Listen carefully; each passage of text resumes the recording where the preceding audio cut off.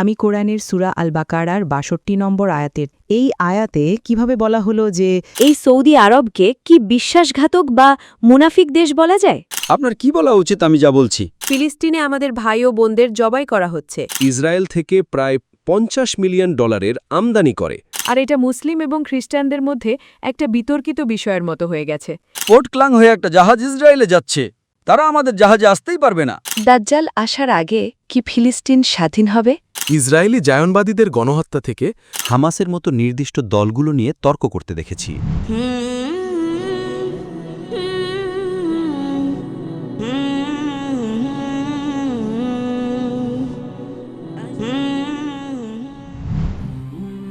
আসসালামু আলাইকুম।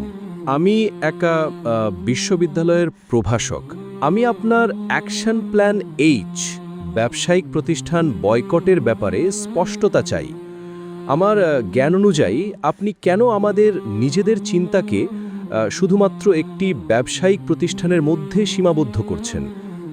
তুলনায় উদাহরণস্বরূপ ইন্দোনেশীয় ২০২৮ সালে ২০২৪ সালে ইন্দোনেশিয়া ফিলিস্তিনকে $2 মিলিয়ন সমপরিমাণ অনুদান দিয়েছিল। এর বিপরীতে ইন্দোনেশিয়া সরকার ইসরায়েল থেকে প্রায় $50 মিলিয়ন আমদানি করে, সেটা প্রতিরক্ষা বাজেট বাদ দিয়ে। যদি আমরা প্রতিরক্ষা বাজেট হিসেব করি তাহলে মোট আমি প্রশ্নটা বুঝতে পেরেছি। মূল প্রশ্ন হলো, যখন আমরা পণ্য বয়কট করছি তখন ইন্দোনেশিয়া কেন ইসরায়েল থেকে $15 মিলিয়ন পণ্য আমদানি করলো, ঠিক? হ্যাঁ। তো আপনি আমাকে কেন জিজ্ঞেস করছেন? ইন্দোনেশিয়া সরকারকে জিজ্ঞেস করুন। আমি কি ইন্দোনেশিয়া সরকার? পয়েন্ট নাম্বার ৮ অর্থাৎ পয়েন্ট নাম্বার সামনে যান, পয়েন্ট নাম্বার ১৬। পয়েন্ট নাম্বার ১৬ হলো বাণিজ্য বন্ধ করা। আমি কি সেটা বলিনি? আমার মনে হয় আপনি আমার কথা শোনেননি। পয়েন্ট নাম্বার ৮ সঠিক, সবার জন্যই, সবাই বয়কট করুন। পয়েন্ট নাম্বার ১৬ শুধু সেই মানুষদের জন্য যাদের রাজনৈতিক ক্ষমতা আছে। আপনার কি করা উচিত? বাণিজ্য বয়কট করা। আমি সেটা বলেছিলাম, আপনি শোনেননি। তো ইন্দোনেশিয়া যদি আমার উপদেশ না মানে তাহলে আমি কি দোষী? মালয়েশিয়াতে তারা এমনটা করে না। মালয়েশিয়াতে ইসরায়েলের সাথে তাদের কোনো বাণিজ্য নেই। এমনকি যদি তারা জানতে পারে ইসরায়েলি যদি এমন একটা জাহাজ থাকে যেটা ইসরায়েলে যাচ্ছিল, অইহুদি জাহাজ, কিন্তু যেহেতু এটা পোর্ট ক্লাং হয়ে ইসরায়েলে যাচ্ছিল, একজন চীনা পর্যটন মন্ত্রী প্রধানমন্ত্রীকে বললেন, প্রধানমন্ত্রী জনাব আনোয়ার ইব্রাহিম, পোর্ট ক্লাং হয়ে একটা জাহাজ ইসরায়েলে যাচ্ছে, এটাকে অনুমতি দেবেন না। আমরা মাত্র ৬০ মিলিয়ন রিঙ্গিত হারাবো, কিন্তু আমরা সেটা অন্য কোথাও থেকে পুষিয়ে নেব। তাই প্রধানমন্ত্রী বললেন, অনুমতি নেই, তারা আমাদের জাহাজে আসতেই পারবে না। আমদানির কথা তো বাদই দিন, তারা শুধু নোঙর করছিল, বিশ্রাম নিচ্ছিল আর জ্বালানি ভরছিল। না, অনুমতি নেই, বেরিয়ে যান। ৬০ মিলিয়ন রিঙ্গিত তারা হারিয়েছে শুধুমাত্র যাওয়ার কারণে, পাশ কাটিয়ে যাওয়ার কারণে। তো এখন আমি উপদেশ দিচ্ছি, আমি তো কাউকে মানতে বাধ্য করতে পারি না, ঠিক? তাই ইনশাআল্লাহ আপনার উচিত ইন্দোনেশিয়া সরকারকে বলা যাতে তারা ইসরায়েল থেকে কোনো কিছু আমদানি না করে এবং ইসরায়েলে কোনো কিছু রপ্তানি না করে, ঠিক? জাযাকাল্লাহ। আমার নাম রাফতিকা দেবী। আমি একজন মেডিকেল ডাক্তার। আমার বিষয় হল হোলিস্টিক ইন্টিগ্রেটিভ মেডিসিন। আমি কোরআনের সূরা আল বাকারার ৬২ নম্বর আয়াতের তাফসির বা গভীর অর্থ সম্পর্কে জিজ্ঞাসা করতে চাই। আউযু বিল্লাহি মিনাশ শাইতানির রাজিম। বিসমিল্লাহির রহমানির রহিম। ইন্নাল্লাযীনা আমানু ওয়াল্লাযীনা হাদু ওয়ান নাসারা ওয়াস-সাবিঈনা মান আমানা বিল্লাহি ওয়াল ইয়াউমিল আখির ওয়া আমিলা সালিহান ফালাহুম আজরুহুম ইনদা রাব্বিহিম ওয়ালা খাউফুন আলাইহিম ওয়ালা হুম ইয়াহজানুন। নিশ্চয়ই যারা ঈমান এনেছে এবং যারা ইহুদি, খ্রিস্টান বা সাবিঈন ছিল, তাদের মধ্যে যারা আল্লাহ ও শেষ দিনের প্রতি ঈমান এনেছে এবং সৎকর্ম করেছে, তাদের প্রতিদান তাদের প্রভুর কাছে রয়েছে এবং তাদের কোনো ভয় থাকবে না এবং তারা দুঃখিতও হবে না। আমি যা জানতাম তা হলো, যারা নিরাপত্তা, শান্তি এবং দুঃখ ও ভয় থেকে মুক্তি পাবে তারা হলো ঈমানদার, যারা আত্মসমর্পণ করেছে, অর্থাৎ যারা মুসলিম হয়েছে। এই আয়াতে কিভাবে বলা হলো যে ইহুদি, খ্রিস্টান এবং সাবিঈনরাও এটি লাভ করতে পারে? ধন্যবাদ। বোন সূরা বাকারার ২ নম্বর অধ্যায়ের ৬২ নম্বর আয়াতের উপর ভিত্তি করে একটি প্রশ্ন করেছেন। এই আয়াতটি সূরা মাইদাতে পুনরাবৃত্তি করা হয়েছে যে আপনি যদি একজন সাবিন, ইহুদি বা খ্রিস্টান হন, যদি কোরআনে বিশ্বাস করেন এবং এক আল্লাহতে বিশ্বাস করেন, তবে জীবনের সেরাটা পাবেন। সুতরাং প্রশ্নটা হলো, ইহুদি এবং সাবেনরা কিভাবে সেরাটা পাবে, তারা কিভাবে নিরাপদ থাকবে? আপনাকে যা বুঝতে হবে তা হলো, এই আয়াতটি যদি আপনি তাফসিরগুলো পড়েন, যেটা আপনারা উল্লেখ করতে বলেছেন, এটা একটা প্রশ্ন সম্পর্কে কথা বলছে যে সাবিনরা, ইহুদিরা, খ্রিস্টানরা তারা কি জান্নাতে যেতে পারে? যদি তারা ইসলাম গ্রহণ করে তবে কেন নাই? এর উত্তর যদি আপনি কোরআনের সাথে মিলিয়ে দেখেন, কোরআন সূরা আল ইমরানের 3 নম্বর অধ্যায়ের 110 নম্বর আয়াতে বলে, কুনতুম খায়রা উম্মাতিন উখরিজাত লিন-নাস, হে মুসলিমগণ, তোমরাই মানব জাতির জন্য শ্রেষ্ঠ উম্মত, তা'মিরুনা বিল মারুফ ওয়া তানহাউনা আনিল মুনকার ওয়া তু'মিনুনা বিল্লাহ। কারণ তোমরা যা ভালো তার আদেশ দাও এবং যা মন্দ তা থেকে নিষেধ করো, এবং তোমরা আল্লাহতে বিশ্বাস করো। ওয়ালাউ আমানা আহলুল কিতাব লাকানা খায়রাল লাহুম মিনহুমুল মুমিনুনা ওয়া আকসারুহুমুল ফাসিকুন। আর যদি আহলে কিতাব ঈমান আনতো তবে তা তাদের জন্য উত্তম হতো। মিনহুমুল মুমিনুন, তাদের মধ্যে কিছু মুমিন আছে, কিন্তু অধিকাংশই পাপাচারের সীমা লঙ্ঘনকারী। সুতরাং কোরআন বলছে আহলে কিতাবদের মধ্যে কিছু মুমিন আছে।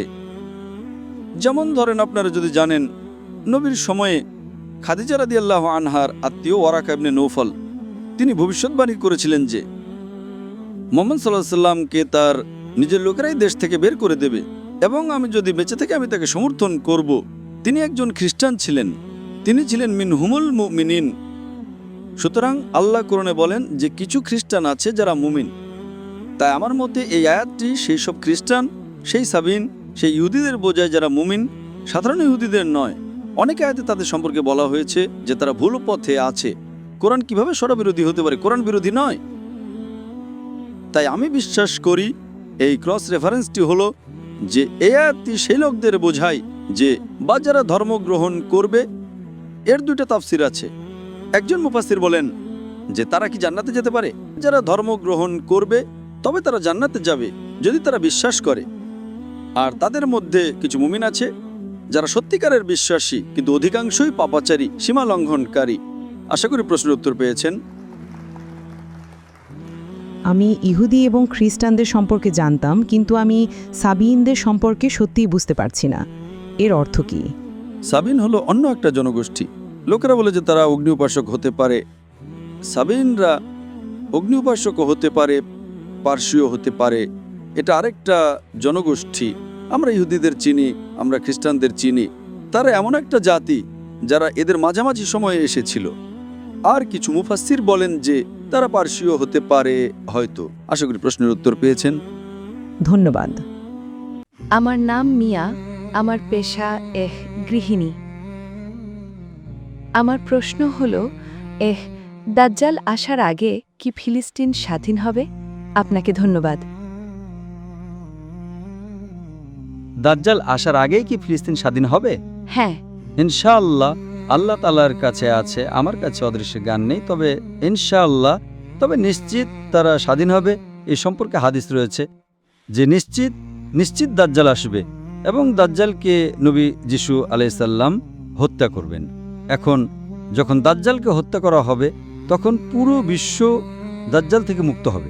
দাজ্জাল হলো একটি অত্যন্ত কঠিন পরীক্ষা। এটা কিয়ামতের লক্ষণ, পৃথিবীর শেষের লক্ষণ, ছোট লক্ষণ এবং বড় লক্ষণ। সুতরাং এবং এটি সবচেয়ে কঠিন পরীক্ষাগুলোর মধ্যে একটি। তবে ইনশাআল্লাহ মাহদী আলাইহিস সালাম আসবেন, তারপর ঈসা আলাইহিস সালাম আসবেন, তিনি দাজ্জালকে হত্যা করবেন এবং ইনশাআল্লাহ তিনি বিশ্বকে মুক্ত করবেন। আসসালামু আলাইকুম ডাক্তার। ইন্দোনেশিয়া মালাঙে স্বাগতম। আমি 2 দিন আগে থেকে আপনাকে সোলোতে অনুসরণ করছি, কিন্তু আমার মনে আজ সকালে এই বিষয়টি এলো। হঠাৎ আমার মনে হলো আমি জেনেসিস 21 সম্পর্কে একটি প্রশ্ন করতে চাই, ইসমাইল সম্পর্কে। আপনার প্রশ্নটি কি আর আপনার নাম? আমার নাম ইনতান এবং আমি একজন ফ্লাইট অ্যাটেন্ডেন্ট। এই বিষয়টি বিতর্কিত বিষয়গুলোর মধ্যে একটি হয়ে উঠেছে খ্রিস্টান ও মুসলিমদের মধ্যে। আর আমি ইতিমধ্যে এটা সম্পর্কে ডন্ডিককে জিজ্ঞাসা করেছি, কিন্তু আমার মনে হয় হয়তো আপনার কাছে একটা ভিন্ন উত্তর আছে। প্রশ্নটি জেনেসিস 21 শ্লোক 20 সম্পর্কে, কিন্তু আমি মাত্রই ইংরাজি ভার্সনে চেক করলাম। শ্লোকটা বলছে, ঈশ্বর ছেলেটির সাথে ছিলেন যখন সে বড় হচ্ছিল। সে মরুভূমিতে বাস করত এবং একজন তীরন্দাজ হয়েছিল। আর ইংরাজি ভার্সনে এটা বলা নেই সে কি বীরশেবাতে বড় হয়েছিল নাকি পারান মরুভূমিতে, কিন্তু ইন্দোনেশিয়ান ভার্সনে এটা বলা হয়েছে যে তিনি বীরশেবাতে বড় হয়েছিলেন এবং তারপর তার মা হাজেরার সাথে পারান মরুভূমিতে থাকত। তাই আমি বিষয়টি আমার এক অমুসলিম বন্ধুর সঙ্গে আলোচনা করেছিলাম এবং সে বলেছিল না, হাজেরা থাকত এবং বাস করত বীরশেবাতে, পারানে নয়, কারণ এখানে বিষয়টি নিশ্চিত নয়, শুধু বলা হয়েছে যে সে বীরশেবাতে বড় হয়েছিল নাকি পারানে। তো এটা এমন একটা বিষয়ে যা আজ আমার মাথায় এলো। ধন্যবাদ। বোন, আপনি কোন শ্লোকের কথা বলছেন? জেনেসিস অধ্যায় 21 কোন শ্লোক? জেনেসিস 21 অধ্যায় 21 শ্লোক 20। 20 শ্লোক 20 নাকি শ্লোক 120? জেনেসিস 21 অধ্যায় 21 শ্লোক নাম্বার? হ্যাঁ, 2:1 এবং তারপর শ্লোক 2:0। ঠিক আছে, তো আপনার মূল প্রশ্নটা কি? তো আমি শুধু জানতে চাই, হাজেরা এবং ইসমাইল তারা কি বীরশেবা মরুভূমিতে বড় হয়েছিল নাকি পারানে? কারণ ইন্দোনেশিয়ান ভার্সনে তারা কোথায় বড় হয়েছিল তা বলা নেই, শুধু বলা হয়েছে যে শেষে তারা পারান মরুভূমিতে থাকত। বাইবেলে যদি স্পষ্ট করে না বলা থাকে তারা কোথায় থাকতো, তাহলে আমি এ বিষয়ে কিভাবে মন্তব্য করব বোন? হ্যাঁ, সেটা ঠিক। আপনাকে বুঝতে হবে যে অনেক সময় কোরআন এবং বাইবেলে যা উল্লেখ করা আছে যা নেই, এমনকি যদি আমি জানতেও পারি, তাতে আমার বিশ্বাসে কি পরিবর্তন আসবে বোন? আপনার বিশ্বাসে কি কোনো পরিবর্তন আসবে যদি আপনি জানতে পারেন তারা কোথায় বড় হয়েছে? কারণ আমি এটা কোহ ডন্ডির সাথে আলোচনা করেছিলাম। ইব্রাহিম বীরশেবাতে যখন একটা চুক্তি করেছিলেন তার সাথে সম্পর্কিত, আর এটা মুসলিম এবং খ্রিস্টানদের মধ্যে একটা বিতর্কিত বিষয়ের মতো হয়ে গেছে। ইব্রাহিম কি হাজেরার সাথে থাকতেন নাকি সারার সাথে? কারণ আপনি জানতে চান যে উনি কার সাথে থাকতেন, হাজেরা নাকি সারা? হ্যাঁ, আমি যে ভার্সনটা পেয়েছি সারা হচ্ছে সে, তো সে মারা গিয়েছিল অন্য একটা শহরে। এটা কি হেব্রন? আমি নিশ্চিত নই। এটা খ্রিস্টান এবং মুসলিমদের মধ্যে বিতর্কের মতো হয়ে গেছে। না, ইব্রাহিম আলাইহিসসালামের দুজনেই স্ত্রী ছিলেন, হাজেরা এবং সারা দুজনেই স্ত্রী ছিলেন। সারাও একজন স্ত্রী এবং হাজেরাও একজন স্ত্রী।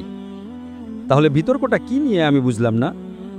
কারণ খ্রিস্টান ধর্মে আমরা সবসময় ভাবতাম যে ইব্রাহিম সারার সাথে থাকতেন, কিন্তু কোডান্ডি আমাকে বলেছিলেন যে যেহেতু ইব্রাহিম বীরশেবাতে চুক্তি করেছিলেন, যদি হাজেরা এবং ইসমাইল বীরশেবাতে বড় হয়ে থাকেন এবং বাস করেন, তাহলে এর মানে ইব্রাহিম হাজেরার সাথে একসাথে থাকতেন, সারার সাথে নয়। আর এটা হয়ে গেছে অনেকটা।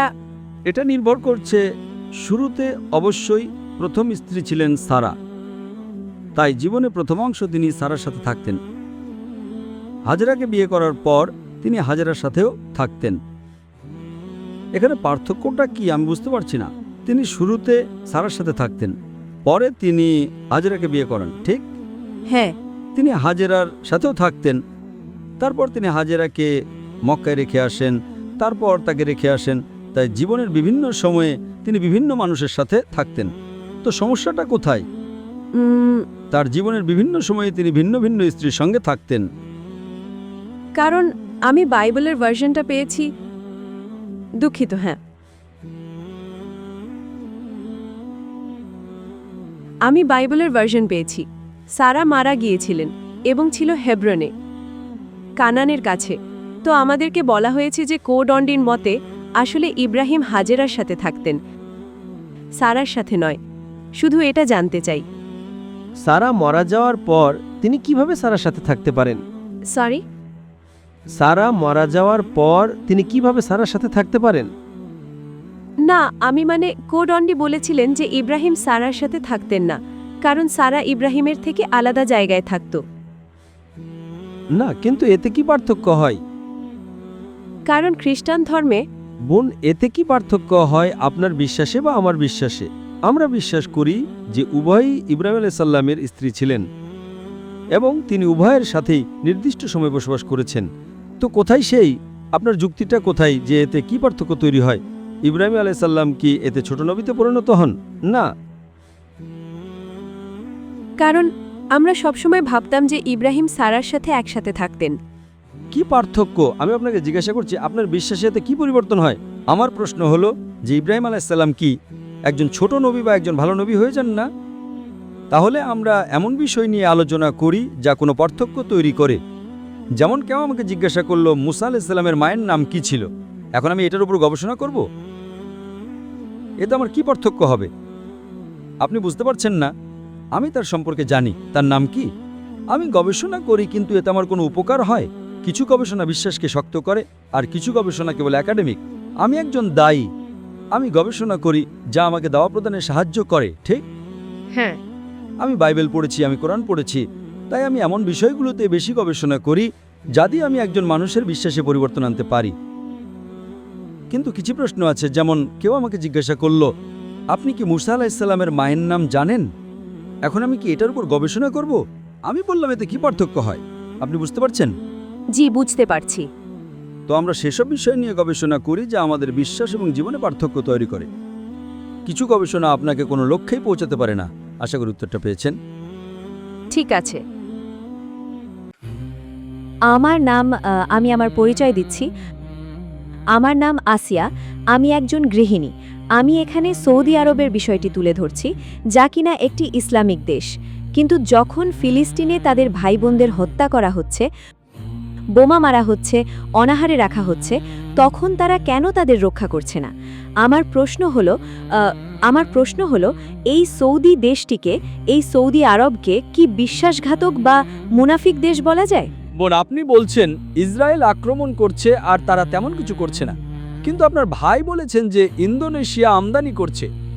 আমি জানি না সৌদি আরব ইসরায়েল থেকে আমদানি করছে কিনা। কোনটি বেশি খারাপ? কোনটি বেশি খারাপ? ইসরায়েল থেকে আমদানি করা বেশি খারাপ, নাকি কিছুই না করাটা? কোনটি বেশি খারাপ? কে বেশি খারাপ, ইন্দোনেশিয়া নাকি সৌদি আরব? সৌদি আরব। আমাকে বলুন, আপনি বলছেন সৌদি আরব কিছুই করছে না, তাই তো? আমি আপনার সাথে একমত নই, তবে তর্কের খাতিরে আমি আপনার সাথে একমত হচ্ছি। কিন্তু অন্তত তারা ইসরায়েল থেকে তো আমদানি করছে না, তাই না? ওই ভাইয়ের কথা অনুযায়ী ইন্দোনেশিয়া আমদানি করছে, আমি জানি না, ঠিক? তাহলে কে বেশি খারাপ, ইন্দোনেশিয়া নাকি সৌদি আরব? এটা আমি বলছি না, আপনার ভাই বলছেন। দয়া করে আমরা কি পরের প্রশ্নটা নিতে পারি? ধন্যবাদ। আমার নাম হুদা, আমি একজন সফটওয়্যার নির্মাতা। সম্প্রতি সামাজিক যোগাযোগ মাধ্যমে আমি অনেক মুসলিমকে হামাসের মতো নির্দিষ্ট দলগুলো নিয়ে তর্ক করতে দেখেছি। কিছু মানুষ বলে যে তারা খারাপ, এবং কেউ কেউ বলে যে তারা বীর, মুসলিম বীর যারা ফিলিস্তিনকে রক্ষা করছে। আমার প্রশ্ন হলো, এই পরিস্থিতিতে আমাদের কিভাবে প্রতিক্রিয়া জানানো উচিত? মতাদর্শগত বিতর্ক থেকে দূরে থাকা কি ভালো, এবং এর পরিবর্তে ফিলিস্তিনকে সমর্থন করার দিকে মনোযোগ দেওয়া উচিত? আপনাকে ধন্যবাদ। ভাই একটি প্রশ্ন করেছেন যে কিছু মানুষ নির্দিষ্ট দলগুলোকে বীর বলে, কিছু মানুষ তাদের দোষারোপ করে। তারা তাদেরকে যা বলে তা হলো প্রতিরোধী বাহিনী। প্রতিরোধী মানে স্বাধীনতার জন্য লড়াই করা। তাই আপনাকে আপনার গবেষণা করতে হবে। যে কেউ যে কোনো দলের কথাই বলুক, ফিলিস্তিনে অনেক দল আছে, আপনার গবেষণা করুন। যদি তারা কোরআন এবং সুন্নাহ মেনে চলে, এবং যদি তারা কোরআন সুন্নাহর উপর থাকে, তবে আমাদের তাদের সমর্থন করতে হবে। যদি তারা কোরআন সুন্নাহ মেনে না চলে, তবে আমাদের তাদের সমর্থন করার দরকার নেই। তাই আপনার গবেষণা করুন, সঠিকভাবে করুন, ভয় পাবেন না। যদি তারা হকের উপর থাকে, তাদের সমর্থন করুন, কোনো সমস্যা নেই। আমার নাম রোজ, আমি স্বনির্ভর। আমার প্রশ্ন, কেন এত মুসলিম দেশ এবং ইসলামের এত অনুসারী থাকার পরও তারা তাদের সহবিশ্বাসীদের জবাই হতে দেখতে রাজি আছে? আমি জিজ্ঞেস করতে চাই যে আমরা যদি পরোয়া না করি, তাহলে আল্লাহ সুবহানাহু ওয়া তাআলা আমাদের কি দেবেন? অথবা কিসের জন্য আল্লাহ সুবহানাহু ওয়া তাআলা আমাদের শাস্তি দেবেন? কারণ আমরা কোনো পরোয়া করি না এবং কেবল দর্শক হয়ে আছি। ফিলিস্তিনে আমাদের ভাই ও বোনদের জবাই করা হচ্ছে। বোন, আমি প্রশ্নটা বেশ বুঝতে পেরেছি। বোন প্রশ্ন করেছেন যে আমাদের এত দেশ আছে, এত মুসলমান আছে, আমরা নীরব দর্শক হয়ে আছি। আমরা যদি নীরব দর্শক হয়ে থাকি, তাহলে আল্লাহ সুবহানাহু ওয়া তাআলা কি করবেন? আল্লাহ আমাদের পরীক্ষায় ফেল করিয়ে দেবেন। আমরা যদি আল্লাহর সে নির্দেশ মেনে না চলি, আল্লাহ কোরআনে সহিহ হাদিসে যে নির্দেশ দিয়েছেন, আমরা পরীক্ষায় ফেল করব। বোন, পরকালে আমরা জান্নাতে যাব না। নবীজি বলেছেন, আমরা ওহানের মতো, আমরা ফেনার মতো। তারা আমাদের যেখানে সরাতে চায় আমরা সেখানেই যাই, তারা আমাদের ধাক্কা দেয় আমরা সেখানেই যাই, তারা আমাদের লাথি মারে আমরা ডানে বামে যাই। আমরা ওহানের মতো, আমরা দুনিয়াকে বেশি ভালোবাসি এবং আমরা মৃত্যুকে ভয় পাই। আপনারা যদি দুনিয়াকে বেশি ভালোবাসেন এবং মৃত্যুকে ভয় পান তাহলে সম্ভাবনা হলো আপনি ঘ্রাণ পাবেন না।